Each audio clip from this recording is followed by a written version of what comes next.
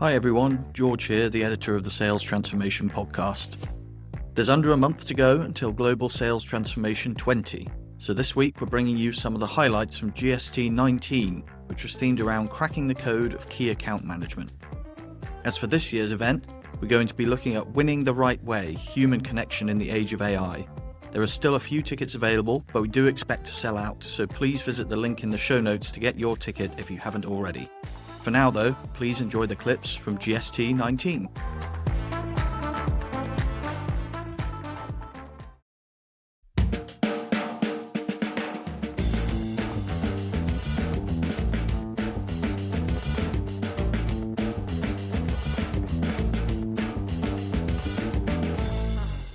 This is what I do. I'm a conversation analyst. I'm a psychologist by background. But I study real conversation as it happens in the wild. So psychologists typically look at encounters by thinking, let's put people into a laboratory and get them to do stuff there, and then we extrapolate to the real world. Or we'll get people to simulate or role play, or we will interview people or ask them on a survey later, what did you do that worked? That's not what I do. I want to study people in the moments where they're saying things that matter, as they say them. This incredibly rich thing that is right under our noses. We've been doing it all our lives. It's quite easy to capture and study. It's not studied very much, and it's conversation. So I study recording, sometimes single cases, tens, hundreds, thousands of cases of interaction. I transcribe them in a lot of fine-grained detail, which you're going to see in a minute, and then set about understanding the entire encounter from the moment it starts to the moment it ends. And so I quite often think about conversation as having an architecture to it.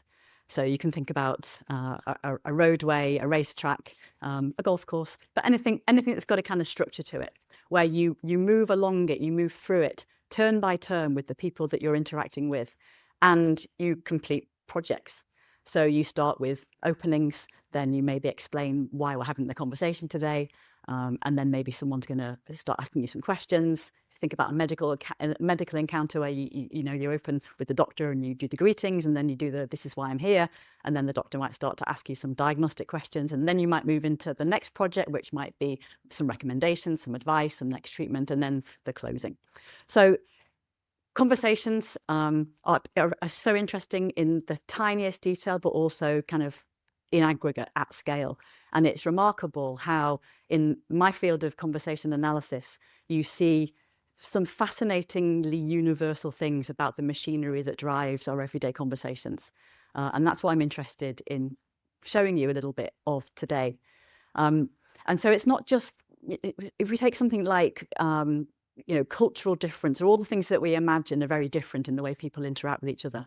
From a conversation analyst point of view, we see that people complete any project in different ways, but they are still going to do the project. So if it's a greetings happen universally around the world. We might have a different language for doing it. Sometimes we do it with just gesture or just even gaze or whatever it might be. We're going to do the projects. And so one of the things that I do when I'm studying these, multiple examples of encounters is think, right, I'm looking at a doctor-patient encounter. I want to look at the way the doctor perhaps makes a recommendation for treatment. And I want to see that project pretty much always happens in, this particular medical sort of situation. But not all doctors do that in the same way. So they're all doing the project, but they might be doing it a little bit differently. And so one of the things that we can zoom in on is finding out, like, okay, so how did the doctor make the recommendation? And then we can track forward to, did the patient agree in the encounter, in the consultation, to sort of, adhere to the recommendation, and then later on, were their outcomes for their health? So I was wondering, for how many of the people in the room, you have a similar situation like this? It's 8 a.m, you open your laptop. But really your day started about 8 p.m. last night when the customer texts you to say, where's the contract? It's a simple request. That simple request is not quite so simple, is it really?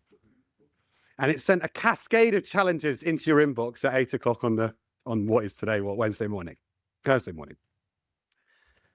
8 o'clock, finance, they're blocking the release of the contract. Apparently you've got an overdue invoice in some other part of the customer's business that has nothing to do with what you're doing on your multi-million-pound contract for about 4K. And it's your responsibility to go and chase it down and get it paid. Then at 9 o'clock, legal. They've decided they want to renegotiate the indemnity clause that they only negotiated with the client last year in the T's and C's. Next up is 10 o'clock, and you've been pulled into a call with your technical team. They tell you they've actually misscoped the solution. And that means that the sales team can no longer offer the pricing that you've already told the customer. And by noon, your boss is calling you to say, have you completed the executive briefing deck for the CEO? It's got to be concise, but exhaustive, covering all scenarios of conversation, no mean feat. That is the life of a global account manager. Part strategist, part firefighter, part diplomat, and of course, a highly paid admin. The global account manager, though, is a lot more than that. And in my humble opinion, is the linchpin of an organization. They thrive in the complexity and ambiguity, and they create value from that flexibility and ambiguity, from that complexity and ambiguity. So let's understand. So as I now risk becoming that corporate consultant who tries to understand academic work, let me talk to you about what my understanding of a global account manager is. When I was doing my master's, I came across two academics, Wilson and Millman, who described the global account manager as the political entrepreneur, which I thought was pretty neat. Global account management is a boundary spanning role. And what does that mean? Well, it crosses organizational boundaries. The global account manager sits at the front of its organization, the internal, and has to interact with the external, the customer's organization. But not only that, it also spans a length and breadth of things that it must do in order to succeed. That would be obviously interacting in my previous story with finance, legal, commercial, contracting, as well as on the customer side, it needs to find out who are the people that I need to speak to within that organization to get things sorted. So that's the boundary spanning element of the role. It's a boundary spanning role. They're the human link between your internal organization and the external organization. And in order to succeed in that role, this boundary spanning role, Wilson and Millman said that you need both political skills and entrepreneurial skills. Political skills are, political skills is the ability to influence someone without direct authority over them. And for all of us who have been key account managers or global account managers, we don't have direct reports. We're relying on our persuasion and the way that we're going to take people and the vision that we set out to get people inspired to do what we want them to do. And clearly, on the customer side of the house, it's all about using our influence and persuasion to get people to buy something and to carry on the relationship and generate goodwill and revenue over a consistent period of time. So in terms of political skills, to bring it a little bit more to life, when I was the global account director at Barclaycard, at Barclays, we were doing a deal with Barclaycard, and we were right just before closing, and the sponsor on the account was SAP's CFO. So I brought him into the account, and obviously the CFO also had a relationship with the investment banking side of Barclays. So we'd organised for the culmination of this meeting where I needed to get a contract signed. So I had a meeting with the president of Barclaycard to invite our CFO along to help support us in this process. And of course, because our CFO was coming along, they also invited their global head of investment banking. Before the meeting even started, the CFO sat across the table, looked into the eyes of the global head of investment banking and said, by the way, that deal you're out for, yeah, we'll give it to you. I'll actually start by just telling a bit of a short story about why I focused on this whole concept of mapping relationships. And it goes back to a role I previously had with an IT services firm. And they had a key account at the time, hailed as a great success. It had grown to £25 million, and it started with 5 Java developers. So it was a classic NAO that grew. And back to our procurement friends, they got in touch with us one time to say, we're going through a vendor consolidation exercise. we're going from 5 vendors to 3 vendors. And at the time, we were number 2. So there was a bit of deliberation, but generally we were thinking they will get rid of vendors 4 and 5 and share the revenue with the top 3 vendors. So that was the general sense. And the process was done. There was reverse auctions that we'll all be, or some of us may be familiar with, and different roles for different rates in different locations. And that was successful. We won some, we were second in others, but feeling very confident until one fine day we got an email saying, unfortunately, you've not been selected as part of this process. So I remember being on the floor in Canary Wharf at the time, and I wasn't part of this, by the way, but you got a sense when that email came that something had happened, and there was a bit of panic and a lot of surprise, and they rushed to the corner office, and the head of FS at the time, he phoned the CIO and said, look, we've got this email, and, you know, quite frankly, we're surprised. And he said, well, I'm surprised that you're surprised, because it was actually a very easy decision to make. And there was just a bit of amusement, but he said, I've got 40-something managing directors reporting to me. And I asked them all a very simple question: name your top 3 vendors. And do you know how many named you as number 1?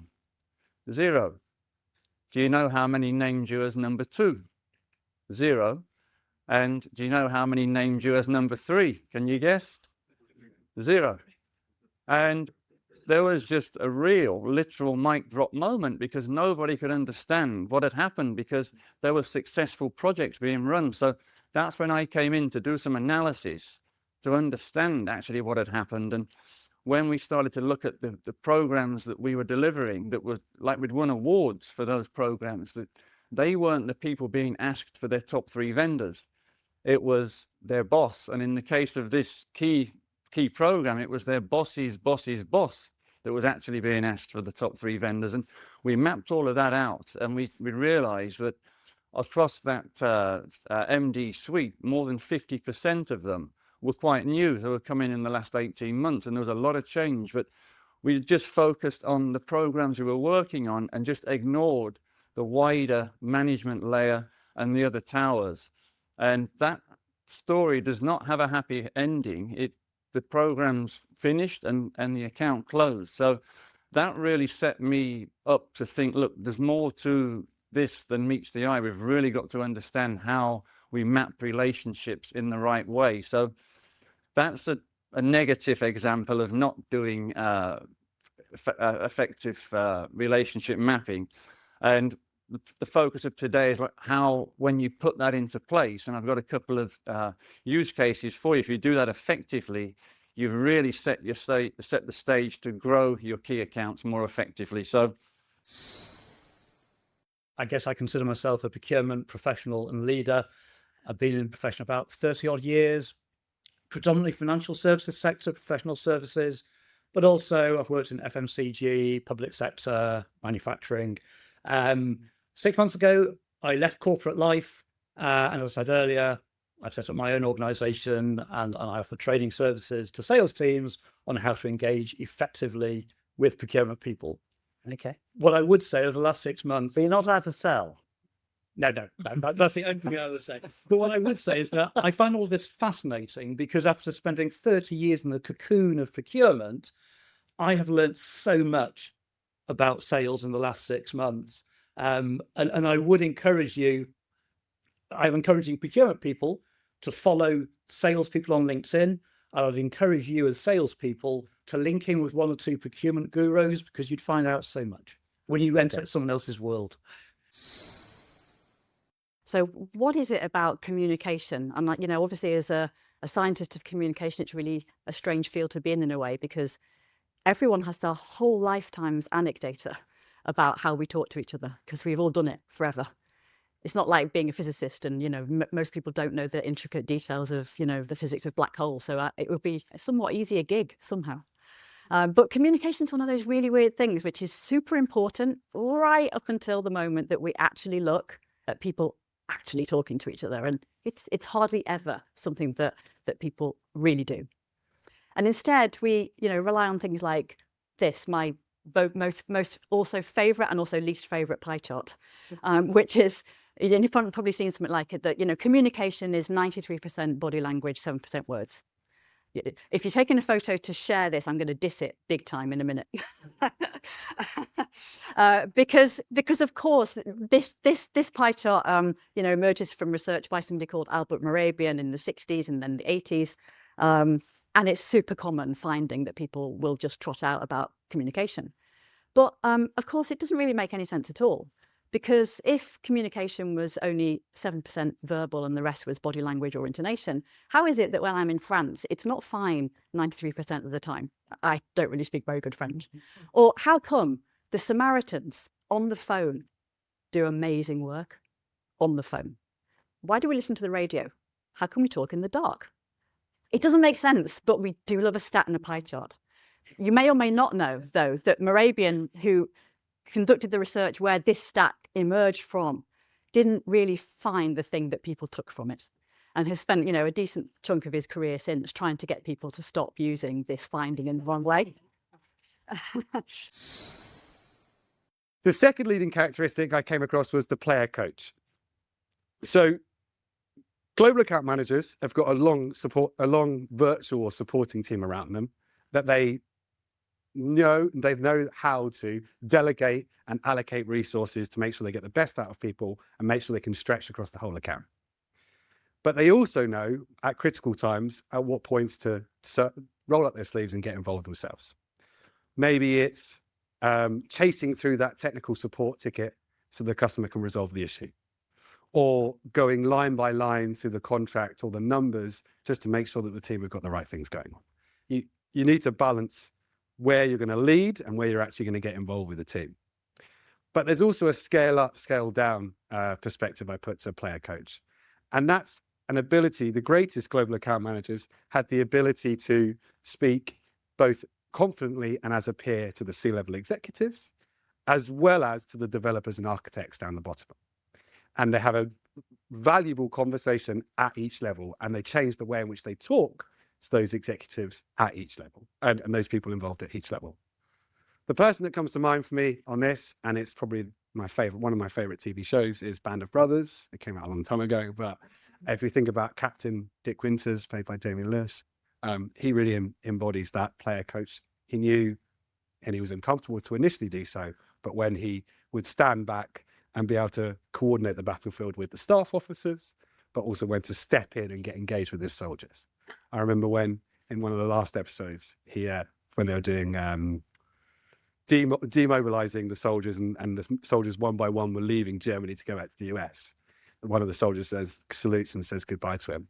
And he says, "No, you're a soldier now. My name's Dick." And that was it. And so it was like he really understood his team and knew how to work with them. The final leading characteristic I came across in my research was the kingmaker. And the very best global account managers really know where to pull the strings, which people to get involved at the right time to make the right choice, to do the right thing, to progress your deal and opportunity forward. And this global account manager I was particularly talking to, she is probably one of the best within regards to kingmaker. She is the public face to her customer, but she isn't the public face of her organization. The CEO is. They're the celebrity. They're the president. She would meticulously choose who was in her team when she was going through the process of doing the VAT at the beginning of the team and doing the account planning. And so many people were booted off of her team as she decided they weren't good enough and didn't live up to her standards. But that also included executives. So when she got that call from the MD saying, "Oh, by the way, the CTO of the organization is coming over to London next Friday. Can we organize a customer meeting?" She would turn around and go, "No, but you're a key account. He wants to see your accounts." "Why? I'm not having a cup of tea and biscuits meeting. It's not worthwhile." She would push back on that. So she is a leading authority, but also acknowledges the fact that she's the one working in the background to facilitate and pull the right strings to get to move in the right direction. I spoke to a whole bunch of CXOs, and I asked them all a very simple question. I said, can you think of the best person you've ever worked with from the supplier side in your entire career? And I spoke to CXOs at JP Morgan, Amex, BP, Sainsbury's, Boots, a whole bunch of people, hundreds of millions in spend per year, some of them billions in spend. And they all immediately thought of someone. And sometimes it was from many years ago, sometimes more recent. And we just talked through what made them so special versus the average or everybody else. And this is one quote I've pulled out, but it's very typical. I did thematic analysis, so there was a lot of themes that were very similar to this. And it's what impressed me about him was the diligence with which he researched and talked to a lot of my direct reports and a lot of other people in the business before he came to me with some ideas about making things better, even before I had even thought that perhaps I had a problem. So here is an individual I was already beginning to trust, the magic word, and I felt was someone I would listen to. So what we're trying to do in step 2 is to be able to gather enough insight for them to perceive you in that way, obviously. So again, there's 2 parts to this. Research is the obvious stuff that I think we're all pretty familiar with, but we uncovered a huge amount of insight here around what the CEO was talking about from YouTube videos and different podcasts, and what some new guys were talking about their strategy and the recruitment and where they were, events they were talking at, etc. So all that analysis was pulled and done. But this is something I think deserves particular focus, which I call intelligence gathering in the book. And it's a differentiator, I was saying, even like a superpower in how we're able to build knowledge, and back to the quote, to position ourselves as someone that has done that extra work and been able to present a different perspective on what might be ordinarily available.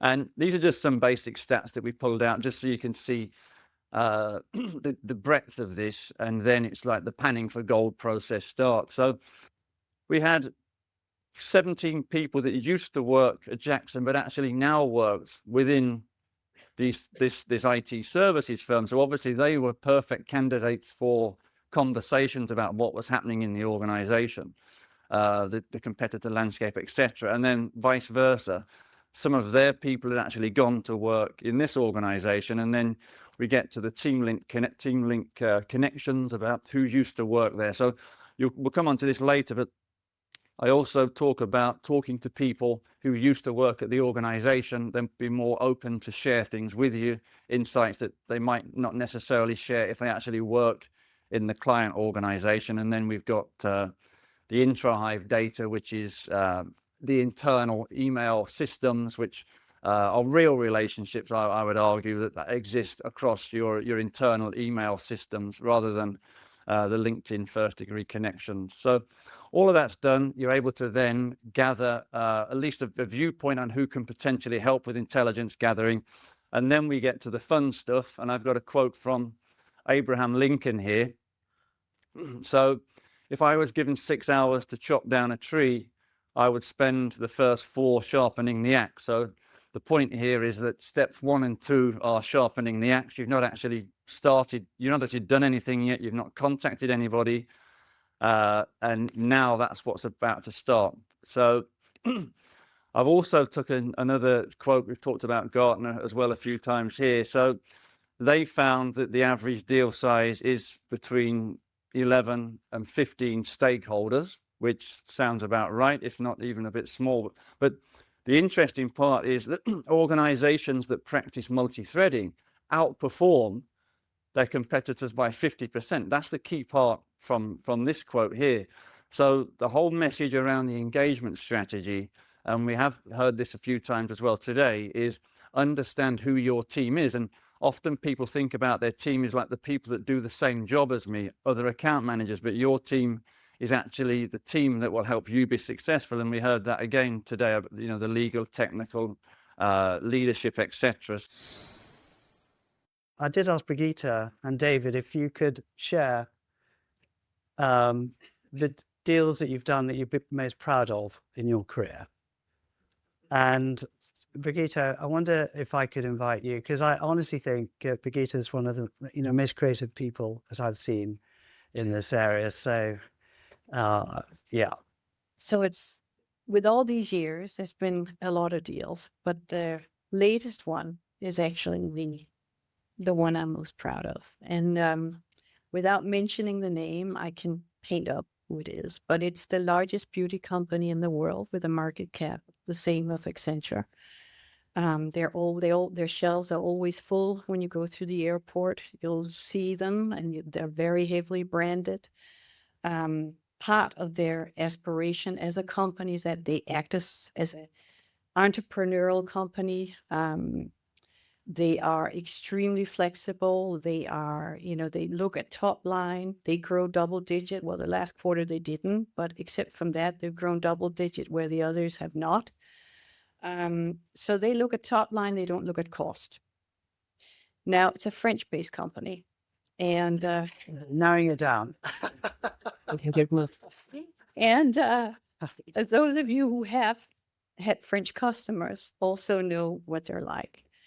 Do we have any French people in the room? Yeah.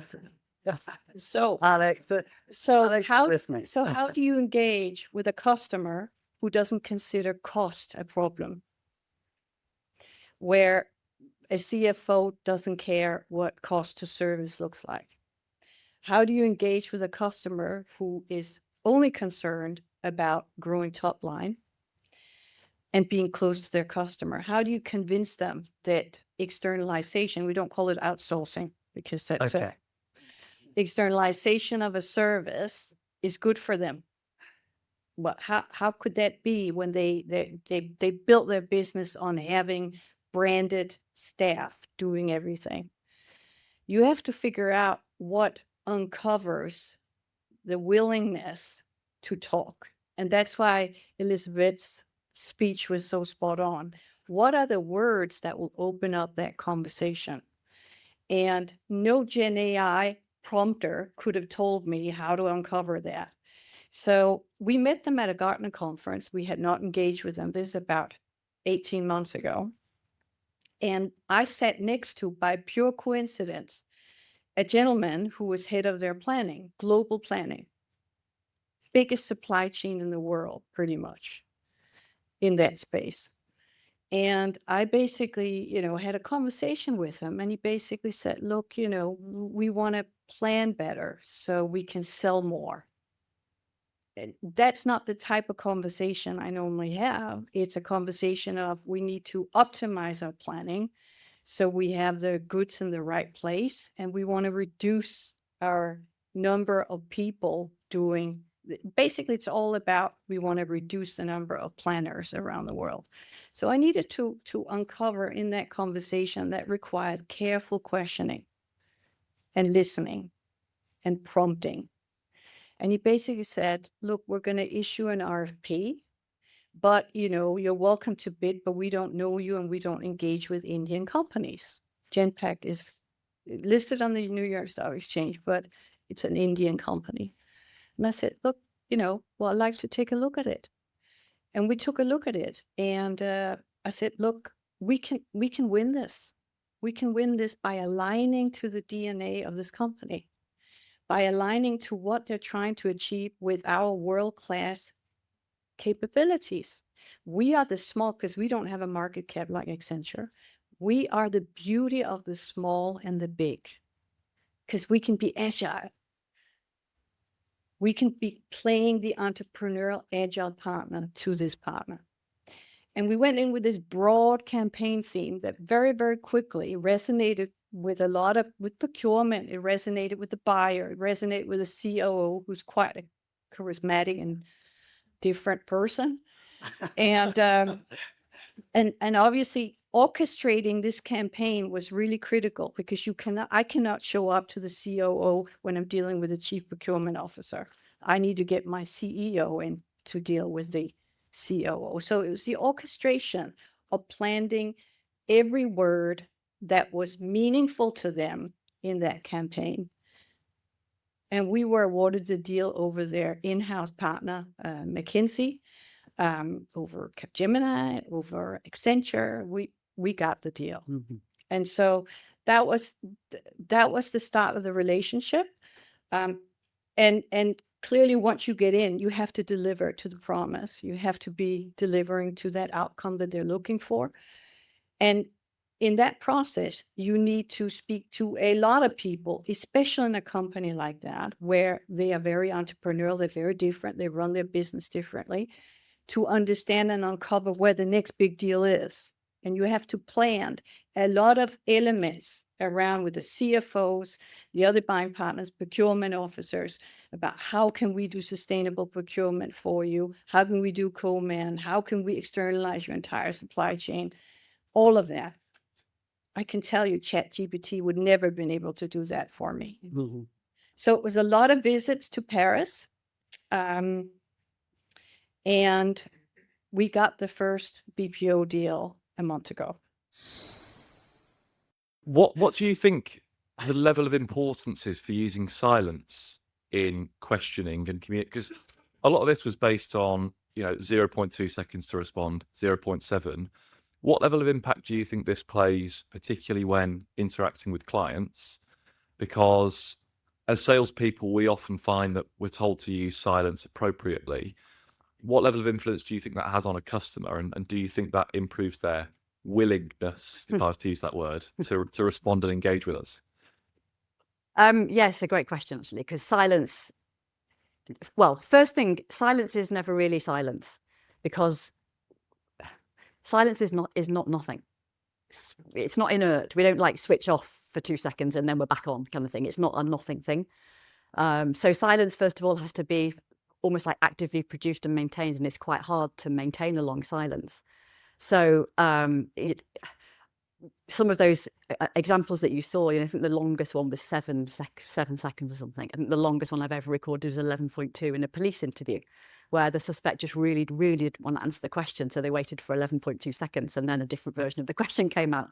But so I think there's lots and lots of research in my field on what silence is doing, and the first thing to think about is it really silence, or are people actually sort of filling it with or gaze or looking or think or showing that they're doing things in apparently that silence. So I think a lot of what we imagine is happening in a silence isn't really what's going on in a silence. Long silences start actually measurably much shorter than we think. So 2 seconds is huge. 4 seconds is excruciating. Just one very quick story. I actually gave a talk a few years ago, and Charlie State, the BBC journalist, was the host, and I did something a bit like this, and then he said that he asked a very similar question to you, and said he'd interviewed Lady Gaga. You can go and YouTube this as well, and he asked her a question about Trump. It was 2016, I think this was, and she just stayed silent.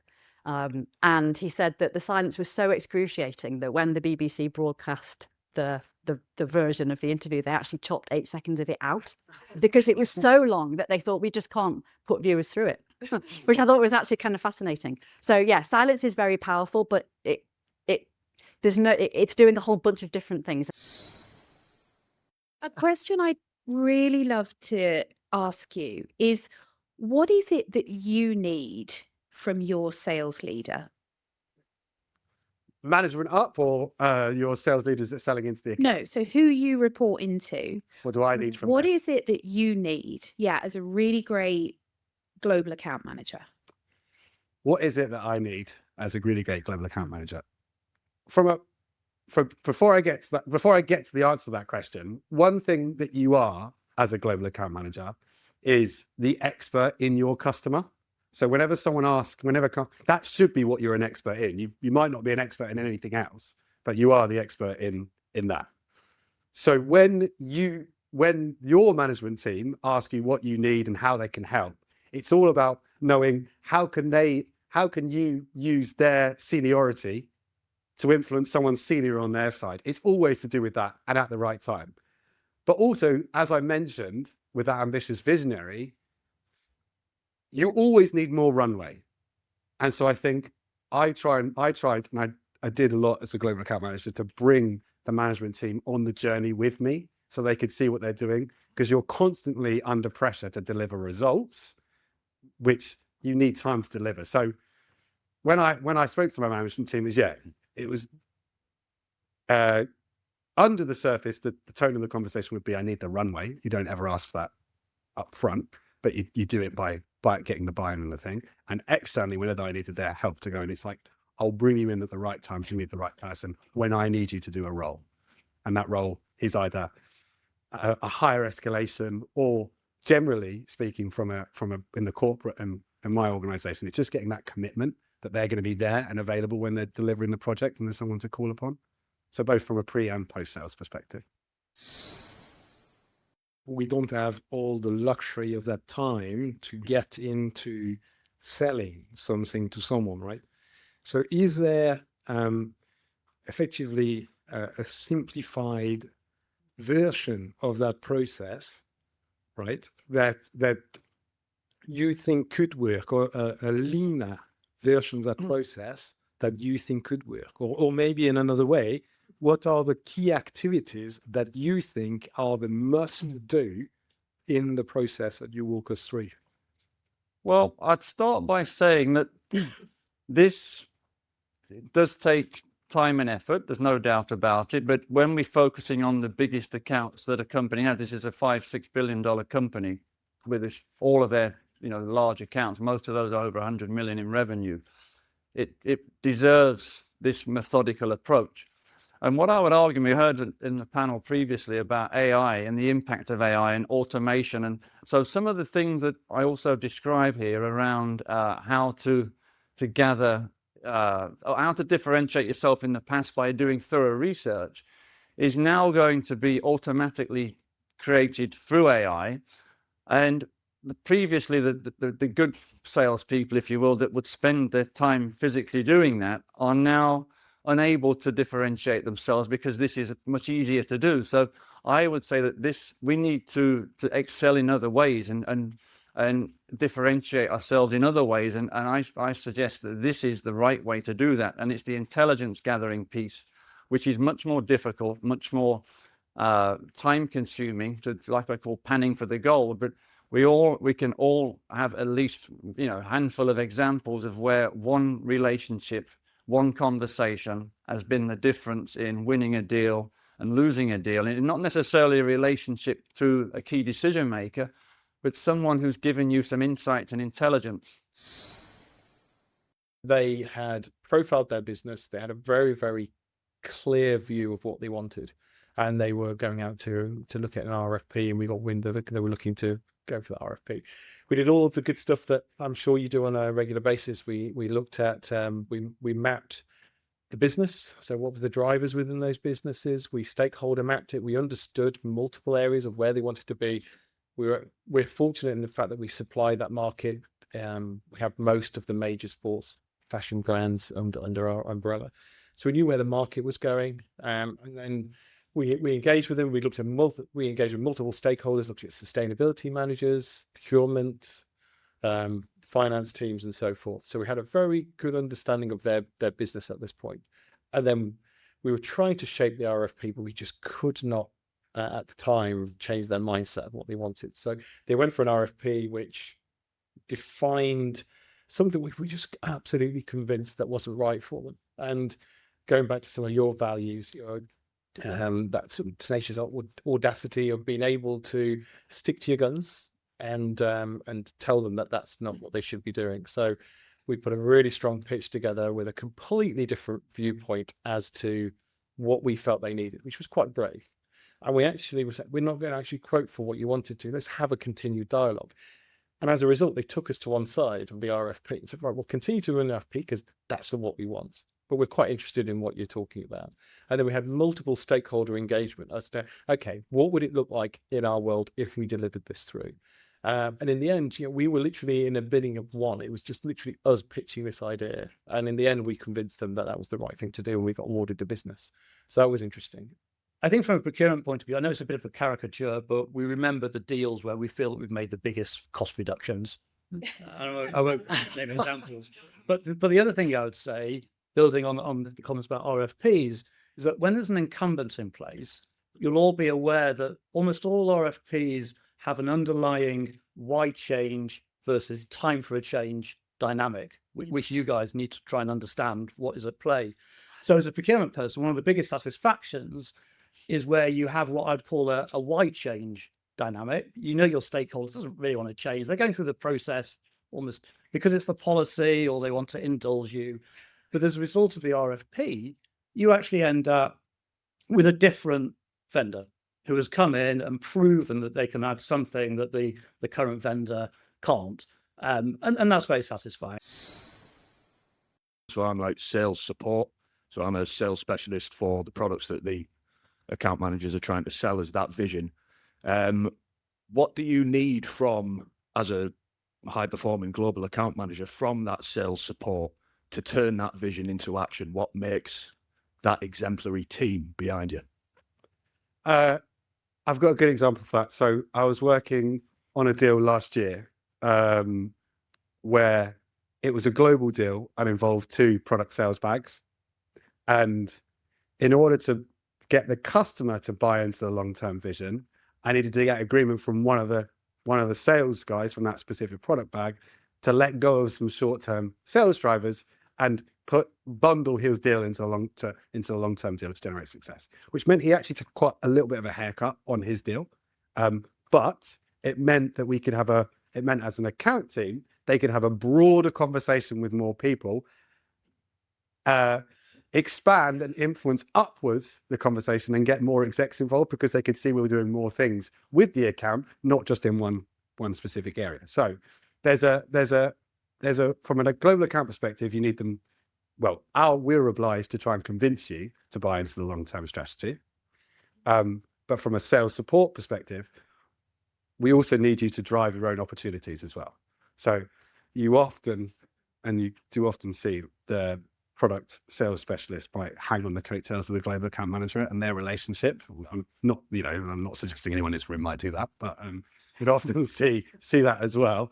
But that's they've got to be a salesperson in their own right, and they've got to develop their own relationships in the account as well. As hard as that always is to break into an account, they have to do that. And I always made it like a mandatory thing. Who was the additional person that you spoke to this week in the account? I don't know them. Fantastic. If I did know them, why? I know that person. Who else are you speaking to? I thought I'd leave you in the last minute because it's festive and it's nearly Christmas with how to get kids to be less selfish at Christmas. I'd love to say this was my work, but it isn't. But it is something super interesting about the difference a word makes. So it's on YouTube. You can find it. So go and Google the behavioral science guys. And so what they did was basically send the stripy pink kid goes to Father Christmas with her list of, they all know what they want. And they go along with the kid in the purple stripy top who kind of knows that they're in league with the experiment. They know what's going on. And Father Christmas says, what would you like to get for Christmas? Kids have got their lists, haven't they? And they trot them all out. What do you want to get for Christmas? And then the 2 of them go over, so pink stripy and purple stripy go over to Santa's little helper to get their present that they all get. And they're offered the little or the large gold lint teddy. And pink stripy top, who's just been talking about what she wants to get for Christmas, picks the big one, leaving the little one for purple stripy top. But in the second arm of the experiment, the kids are told to ask, what do you want to buy Santa? They're told to ask Santa, ask them, what do you want to give for Christmas?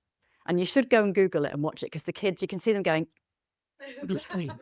what do I want to give for Christmas?